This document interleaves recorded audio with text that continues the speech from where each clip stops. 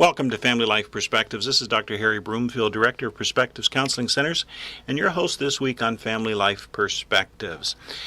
We'd like to invite you this week to tune in and pick up the podcasts that we're now offering on our website, perspectivesoftroy.com, because we've been fortunate to have Dr. William Guy, staff psychiatrist at Perspectives of Troy, in the studio this week, and we think the programming that he's offered this week is valuable, that we'd like you to go and to listen to the entire week.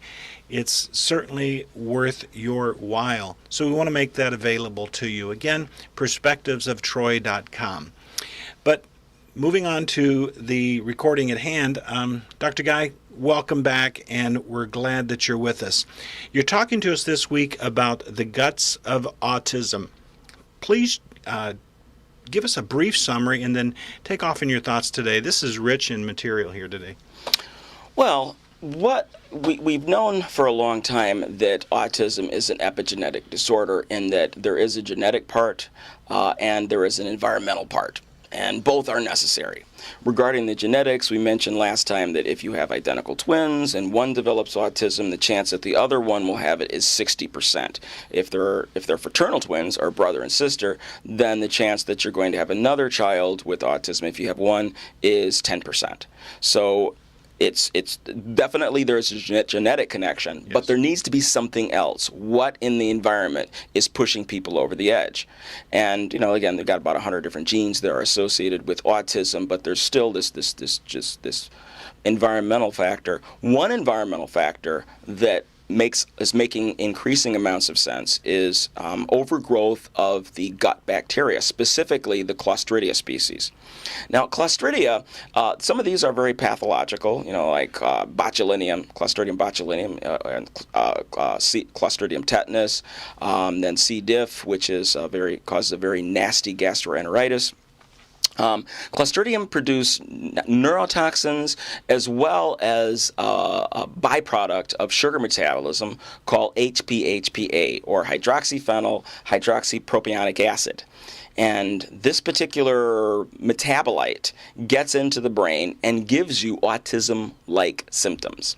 It causes, at least in rats, it makes the rats antisocial. They stop associating with each other. It makes them hyperactive. It gives them weird postures and gives them a kind of mental retardation, in that they're no longer able to figure out how to get around a maze. And so what we have is an animal model for autism that can be caused by propionic acid. And again, propionic acid is something we see elevated in the bowels of people with both psychotic illnesses as well as autism.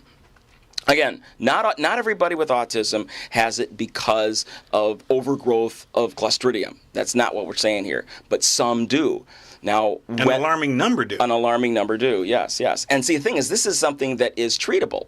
Now, in the original studies, they treated individuals with vancomycin, which is a really strong antibiotic, and it was effective. It actually helped them developmentally. It was very good. Like 6 weeks of treatment resulted in 6 months of development, so it was really good. But when they stopped treatment with the antibiotic, the symptoms came back. Yes. Okay, and why did they come back? They killed all the bacteria with the vancomycin, so how could they come back? They came back because Clostridia reproduces with spores. When conditions are harsh, Clostridium lay eggs, if you will. These concrete eggs called spores. Now, I'm giving a mental picture. Right, they're not really right. made of concrete, all right? Right. But these spores, nothing can kill them. You have to irradiate them with Hiroshima levels of radiation to kill them. And so obviously, there is nothing you can take that can completely obliterate Clostridium from your gut. It's not going to happen, okay? So that's why once antibiotic goes through and cleans you out, and you have no more Clostridia bugs, a few weeks later, you've got Clostridia all over because those spores germinate, and you've got this problem back again. So what's the solution then?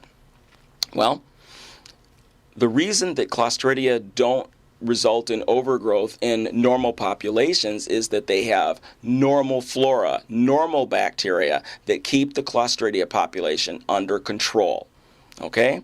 And so that's kind of like if you have a lot of people in neighborhood watch, then the thugs that live in one quadrant can't take over because Right. neighborhood watch is on the prowl. And that's what your normal flora are like. Your normal bacteria are like the neighborhood watch. Now, there are two particular species of probiotics, if you will. These are organisms that are naturally in your bowel. Two particular species that are particularly effective at keeping the Clostridia population under control.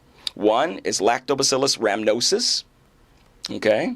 Can you say that? No, I cannot. You go ahead. Lactobacillus rhamnosus, okay? Now, it takes a lot, though. It takes like 30 colony-forming units a day, which is a lot. It's like taking 6 capsules a day, so it's kind of expensive, but it works. The other, and I think the most practical, the one I would recommend, is Saccharomyces boulardii.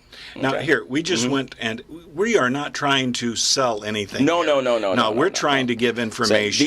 these are organisms that are present in your bowel. Yes. And they help you fight. Now, they are available as probiotics, but these are things that are in your gut right now. And when you have healthy populations, they keep the Clostridia population under Right. control. And these are considered supplements Yes, that are out yes, there exactly. in the pharmacy or They're all wherever. over, or Right, everywhere. right, Yeah. Right. Now, the thing is that, so, well, why is it that some of these children develop these problems? Well, think about it. A large number, and a very, very impressive number of children that come down with autism have a particular history. A lot of them had ear infections in those early years. Absolutely. And Childhood disorders. my stepson had that problem. Lots of ear infections. Go to the doctor, get antibiotics, and then what happens? Fungal infections, because the antibiotics kill the bacteria, so the fungi overpopulate. Go back and get antifungals, and then bacteria come back. Okay, because bacteria and fungi are like a teeter-totter. Okay, Right. they fight each other off. And finally, after multiple rounds of antibiotics, we put some probiotic. We put a warm solution of probiotics. I think used Saccharomyces, used a warm solution, and it took care of the problem. After that, it didn't come back again. But when you have these children at this young age with multiple infections, what happens is they get hit with these antibiotics, and that changes. Antibiotics kill the good bacteria, okay? Now they do get some of the bad guys, but remember, when you're talking about these guys, when you're talking about Clostridia, they lay spores, and no antibiotics kill those. And so you come and you're going after your ear infection, and you kill all the good bacteria off. Right. And Clostridia are going, nah, nah, nah, nah, we got spores. So even if you kill me, my children will take over. And what happens when those kids hatch, all the police are dead. Neighborhood watch has been wiped out. And they go and they start moving territory. And now you've got a bigger population of hoods and thugs in your colon, okay? Right. And what happens if you get a really big dose of antibiotics and you don't go on probiotics is you're at risk for C. diff colitis, Clostridium difficile colitis. And that results in diarrhea, sometimes bloody, mucousy, foul smelling. I mean, not that stool is not, but even worse than normal smelling, okay? Right. That's C. diff colitis, which can be life-threatening, by the way. That can kill you. If untreated, you can die. You will turn gray and die, okay? But we're not talking about fulminant C. diff colitis in these children. We're talking about just a little bit bigger population than normal, so that these Clostridia, these spores germinate, and what do? They release that toxin, HPA, gets into the brain, and now this propionic acid, it has the ability to get all the way into the nucleus of your neuron and turn genes on and off. And that may be, for some kids, the epigenetic switch that turns on those genes that then are involved in their disorder, in their autism. Autism symptomology. Yeah. Exactly. Dr. Guy, we're late in the show here. We need to get a word from our sponsor. We come back. Perhaps you can give some closing thoughts for today's program. We'll be right back. Welcome back to Family Life Perspectives. Dr. William Guy, Dr. Broomfield, talking about the guts of autism. Dr. Guy, we only have a couple minutes left. Can you give us some closing thoughts on today's program? Well, we don't know all the causes of every case of autism, obviously. It's a wide spectrum, isn't it? It very much is. But when we have, now that we seem to have what looks like a smoking gun for at least some children, So it's worth looking into. I mean, certainly there are urine tests for HPA that can be done, or you can if there is a suspicion of some changes early on in development, then whenever you put your child on antibiotics, I would highly recommend using probiotics, because this is a recent change. The use of antibiotics is a very recent change for humans. And it may, if you take a look at the old and new incidence of this disorder, the old, before it was 1 in 10,000.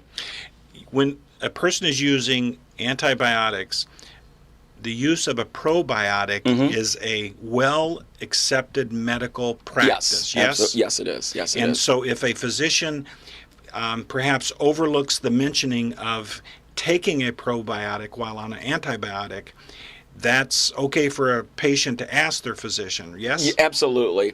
In medical school, when most of us, well, people my age at least, when I was in medical school, nobody recommended using a probiotic with an antibiotic. We loved antibiotics. They saved lives. Yes. Infectious disease killed so many people. A lot of people. In fact, if you were going to die before 30, it was because of infectious disease in the old days. That's what it did. And so antibiotics were wonderful. Unfortunately, too much antibiotics can also result in death. A lot of people can develop C. diff if they don't have probiotics, and it's definitely a worthwhile practice. So regardless of whether our doctor gives it to us or recommends it or not, we need to be our own best doctor and use, whenever we use antibiotics, probiotics are right there, and we need to use them. And a patient, we're out of time here, Dr. Guy. It's just amazing how quickly it went today, but a patient can ask their physician about a probiotic, and that will prompt that physician to, of course, give them direction, yes? Sure. All right. Can you be back with us tomorrow? Sure can. All righty. Until then.